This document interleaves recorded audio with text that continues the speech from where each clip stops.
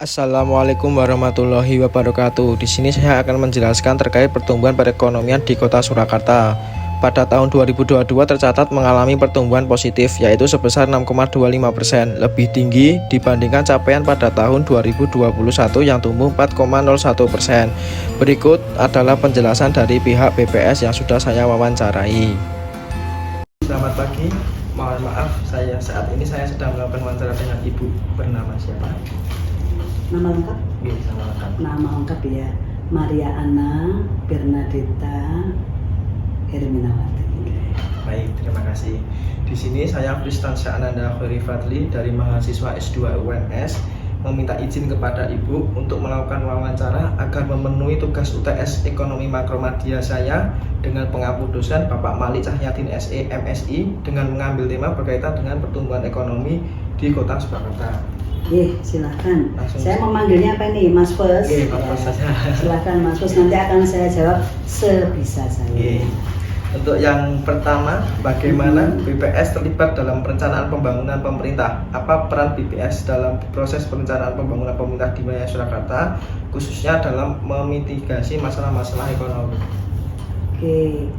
Jadi kalau terkait dengan perekonomian dan terkait dengan kewenangan BPS ya, yang pertama saya sampaikan bahwa BPS itu lembaga instansi vertikal yang secara undang-undang itu bertugas menyajikan data statistik.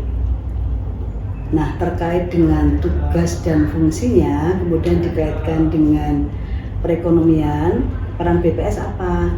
Peran kami adalah mengukur keberhasilan.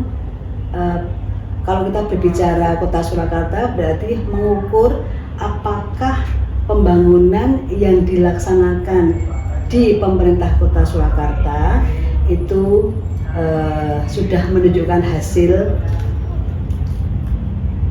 apakah itu baik atau tidak, apakah sudah menunjukkan hasil, itu bisa kita ukur dari beberapa indikator makro yang kita rilis begitu.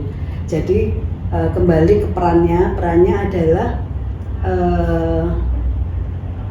memberikan data indikator makro yang harapannya beberapa indikator makro itu nanti bisa digunakan untuk analisa apakah perkembangan ekonomi Kota Surakarta itu memang sudah bagus atau belum, seperti itu. Nah, apakah sudah menjawab atau tidak? Monggo loh Mas, silakan. Kalau kira-kira belum bisa tanyakan. Ya, sudah Bu. Untuk yang kedua, bagaimana cara mengumpulkan data dan indikator apa saja yang digunakan untuk mengukur pertumbuhan ekonomi di Surakarta? Kalau khusus untuk pertumbuhan ekonomi sendiri itu kan sebetulnya perubahan nilai tambah bruto tahun ini dibanding tahun sebelumnya. Kalau berbicara PDRB terakhir yang kita rilis itu PDRB tahun 2022. Berarti kalau pertumbuhan ekonomi Kota Surakarta tahun 2022 itu 6,25%, berarti nilai tambah bruto di tahun 2022 dibandingkan nilai tambah bruto tahun 2021 itu ada peningkatan sebesar 6,25%, seperti itu. Terus yang ketiga Bu, pertumbuhan ekonomi dengan pembangunan ekonomi itu sama atau berbeda? Karena menurut saya itu sekilas itu seperti sama, cuman yang membedakan itu di sisi mana? Kalau dari kata yang disusun jelas beda ya, yang satu pertumbuhan, yang satu pembangunan. Dari abjad yang digunakan saja sudah berbeda. Nah, maknanya juga pasti berbeda. Kalau pertumbuhan itu kan berarti kita membandingkan saat tertentu terhadap saat sebelumnya kan, namanya pertumbuhan. Apakah naik atau turun ataukah stabil. Tetapi kalau pembangunan itu berarti kan proses yang dilakukan untuk mencapai sesuatu itu pembangunan. Kalau berbicara berbicara tentang perekonomian berarti pembangunan yang dilakukan di pemerintah Kota Surakarta untuk meningkatkan perekonomian. Itu pembangunan untuk versi saya. Kalau pertumbuhan itu membandingkan hasil, itu pertumbuhan. Terus yang nomor 4 Bu, apa tujuan utama perhitungan pertumbuhan ekonomi pada suatu daerah? Apa? Tujuan utamanya untuk menghitung pertumbuhan ekonomi di suatu daerah? Menilai hasil pembangunan di suatu wilayah. Jadi kalau setiap tahun BPS itu melakukan penghitungan pertumbuhan ekonomi di Kota Surakarta, berarti tujuannya adalah untuk mengetahui apakah pembangunan di tahun 2022 mulai Januari sampai Desember, apakah pembangunan itu menunjukkan peningkatan atau penurunan dibanding tahun sebelumnya. Biasanya berarti perhitungan itu di bulan apa Bu kira-kira? Perhitungan Kami sekarang sudah mengagendakan seperti pertumbuhan ekonomi tahun 2022 itu kita rilisnya setiap April. Jadi untuk 2023 setelah tahun ini berlalu baru kita bisa menghitung di 2024 nanti, April 2024 baru bisa kita hitung pertumbuhan ekonomi Kota Surakarta tahun 2023. Begitu. Terus selanjutnya nomor 5, manfaat apa saja dari pertumbuhan ekonomi? Manfaatnya banyak ya. Ya. Manfaatnya banyak, sama seperti kalau kita ingin melakukan sesuatu kan kita pasti punya target ya. Sama seperti pemerintah kota itu, setiap pemerintah baik itu di level nasional, level provinsi maupun kota itu pasti kan ada target. Ada target jangka menengah, target jangka panjang, dan target tahunan. Nah, penghitungan pertumbuhan ekonomi salah satunya kan untuk memenuhi target. Jadi di awal tahun itu biasanya Pemkot membuat target, kira-kira berapa ya pertumbuhan ekonomi yang akan dicapai gitu. Nah, tugas kami BPS nanti kita secara independen akan melakukan perhitungan itu tadi PDRP. Apakah PDRP yang kita hitung itu sesuai dengan target pemerintah kota atau tidak? Itu bisa dilihat di tahun setelahnya, setelah pembangunan dalam 1 tahun itu selesai gitu. Terus pertanyaan yang ke-6 Bu, ciri-ciri pertumbuhan ekonomi itu apa saja? Ciri-ciri? Okay. Maksudnya? Ya, ciri-ciri pertumbuhan ekonomi itu apa, maksudnya dari sisi Ibu itu apa saja gitu? Gini, sulit ya kalau dikatakan ciri-ciri. Kalau kita berbicara membedakan laki-laki perempuan, ciri-cirinya apa ya? Bisa ya. Kalau pertanyaannya pertumbuhan ekonomi kok diciri-cirikan, itu ini sesuatu yang baru untuk saya. Jadi begini saja, pertumbuhan ekonomi itu kalau dihitung ya, itu nanti kan menghasilkan pertumbuhan ekonomi naik, pertumbuhan ekonomi turun, atau pertumbuhan ekonomi sama stabil, seperti itu. Nah, kalau dikatakan ciri-ciri mungkin lebih mengerucut begini. Pertumbuhan ekonomi naik itu ciri-cirinya ya berarti dia positif. Nilai tambah bruto tahun ini dibanding tahun sebelumnya itu positif. Positif artinya pertumbuhan ekonomi itu naik. Tetapi kalau pertumbuhan ekonomi ini turun, berarti nilai tambah bruto tahun ini dibandingkan tahun kemarin itu angkanya minus. Istilahnya kontraksi, terjadi kontraksi. Kalau pertumbuhan ekonomi itu mengalami kontraksi, berarti pertumbuhannya itu minus begitu. Nah, apakah itu yang dimaksud? Saya tidak tahu ya. Oke, nggak apa-apa. Terus yang nomor 7, pertumbuhan ekonomi di Surakarta yang paling tinggi itu di tahun berapa dan yang paling rendah itu di tahun berapa Bu? Kalau mau melihat sejak tahun 2018 ya, sejak tahun 2012 sampai dengan 2022, berarti kan ada rentang waktu kondisi stabil di 2018 sampai dengan 2019 itu stabil ya. Kemudian terjadi corona di 2020-21 gitu ya. Terus sekarang mulai menuju ke normal lagi.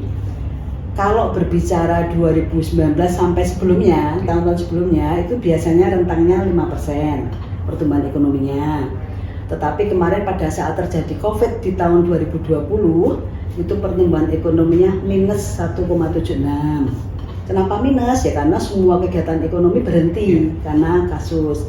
Kemudian di 2021 itu mulai naik. Itu tadi 2020 ya minus 1,76 ya. Kemudian menjadi 4,01, kemudian yang terakhir 6,25. Jadi tertinggi itu ada di tahun 2022. Terus untuk berikutnya, pertumbuhan ekonomi itu bisa dikatakan yang baik itu yang bagaimana dan yang tidak baik itu yang bagaimana?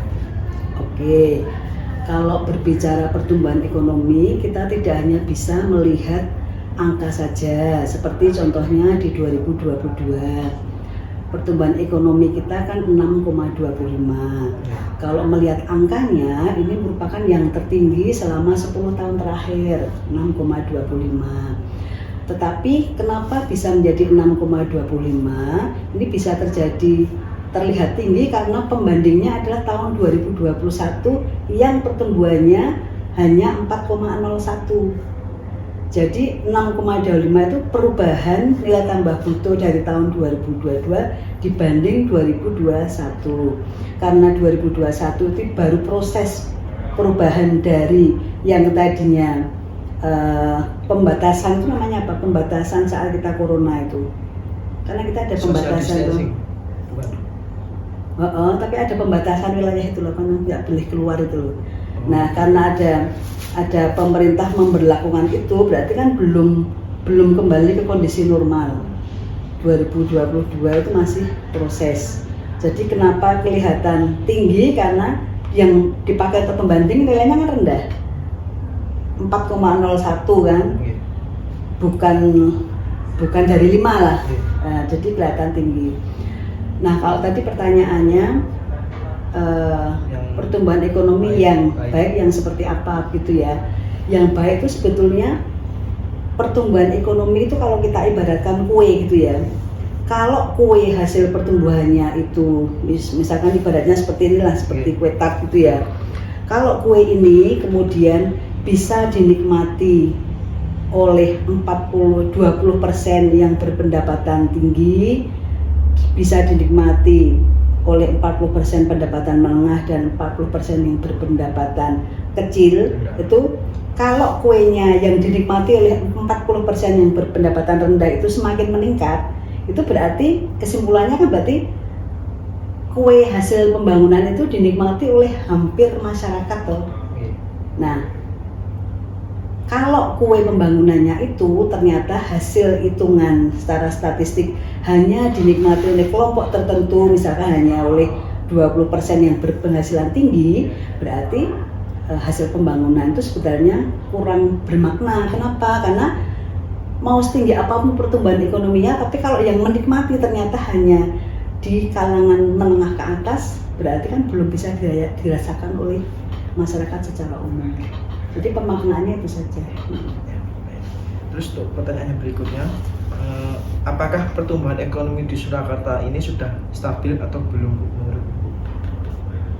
Baru proses menuju ya. Jadi kalau di PDRB pertumbuhan ekonomi tahun 2022 itu 6,25, ini kan baru proses dari yang belum stabil baru menuju ke stabil. Nah, nanti penentunya di 2023 ini. Apakah bisa kembali seperti dulu? Kalau kembali seperti dulu normal itu sekitar 5 begitu. Terus bagaimana pengaruh kemajuan teknologi terhadap pertumbuhan ekonomi di Surakarta? Dan sekarang kan teknologi semakin canggih. Nah, itu bagaimana dari BPS? Sebetulnya kalau sudah ada metodologi untuk menghitung, sebetulnya itu sumbangsinya besar sekali. Tetapi sekarang ini belum ada metode akurat untuk itu. Contohnya begini, sektor perdagangan sebelum dengan ini model online ya, perdagangan online itu kita ngitungnya enak. Untuk sektor perdagangan mungkin salah satu contoh misalkan kita ke mall gitu ya. Di sana kan pasti ada pembukuan. Kita bisa lihat dari pencatatan, kemudian dia kan establish ada tempatnya ya. Nah, yang sekarang ini dengan adanya yang sistem online, ini kan tidak terlihat sebetulnya dia ada di rumah tangga yang belum tentu orang lain tahu bahwa di situ ada proses ekonomi di situ. Nah, secara real sebetulnya kita lihat itu bagus banget untuk masyarakat. Sekarang hampir anak-anak muda kan bisa melakukan transaksi jual beli. Tetapi untuk kami BPS melakukan pencatatan itu belum ketangkep itu metodenya seperti apa gitu. Jadi sumbangsihnya sebetulnya besar, tetapi secara angka statistik kami belum bisa punya angkanya. Terus untuk rumus menghitung pertumbuhan itu gimana?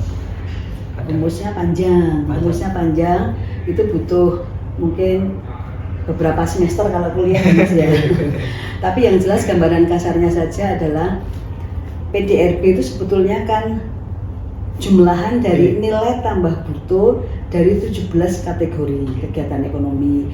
Ada pertanian, kemudian ada penggalian, ada pertambangan, ada industri, perdagangan, ada 17.